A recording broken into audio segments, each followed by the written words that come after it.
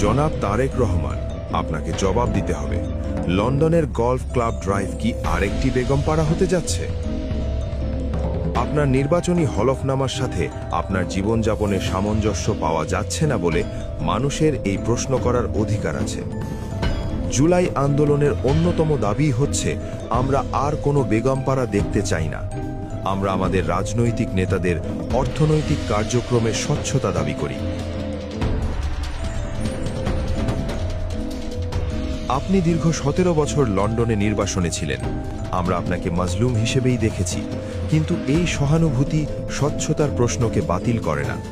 আমরা জানি নির্বাসনে থাকা অবস্থায় আপনি এবং আপনার স্ত্রী কোনো ধরনের কাজ বা চাকরি করেননি, কিন্তু বসবাস করেছেন ব্রিটেনের অভিজাত এলাকায় অত্যন্ত বিলাসবহুল বাড়িতে। সাউথ ওয়েস্ট লন্ডনের কিংস্টনের অত্যন্ত বিলাসবহুল এলাকা হচ্ছে কুম্ব, যা দক্ষিণ পশ্চিম লন্ডনের সবচেয়ে ব্যয়বহুল আবাসিক জোনগুলোর একটি। কুম্ব লেন ওয়েস্ট এবং ট্রেপস লেনের উল্টো দিকেই রহস্যময় গলফ ক্লাব ড্রাইভ। ট্রেপস লেনের মাথা, যেখানে কুম্ব লেন ওয়েস্টে গিয়ে শেষ হয়েছে, সেখানে সাইন দেখা যাচ্ছে গলফ ক্লাব ড্রাইভ এবং উপরে আরেকটি সাইন প্রাইভেট রোড। এখানে গুগল ম্যাপের স্ট্রিট ভিউ পাওয়া যাচ্ছে না। গলফ ক্লাব ড্রাইভ একটি শীর্ষ ধনী ও অভিজাত শ্রেণীর আবাসিক এলাকা। প্রপার্টি ও ঠিকানা সংক্রান্ত ডেটাবেসগুলোতে গলফ ক্লাব ড্রাইভে অবস্থিত একাধিক বাড়ির তথ্য পাওয়া যায়, যেগুলোর নাম কর্করান হাউস, ফেয়ারওয়েজ, ওক এন্ড, ক্রসওয়েজ ইত্যাদি। এসব বাড়ির বিক্রয় মূল্য কয়েক মিলিয়ন পাউন্ড বলে তালিকাভুক্ত রয়েছে। আমাদের মূল প্রশ্ন ক্রসওয়েজ নামের এই বাড়িটিকে ঘিরেই।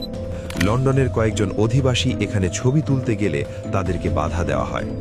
এরপরেও তারা কিছু ছবি তুলতে পারে। কর্মহীন দম্পতি হিসেবে অভিজাত এই বাড়িতে আপনি আলিশান জীবনযাপন করেছেন। আপনার হলফনামায় যে আয়ের উল্লেখ আছে তা দিয়ে এই বাড়ি কেনা অথবা ভাড়া দেওয়া সম্ভব নয়।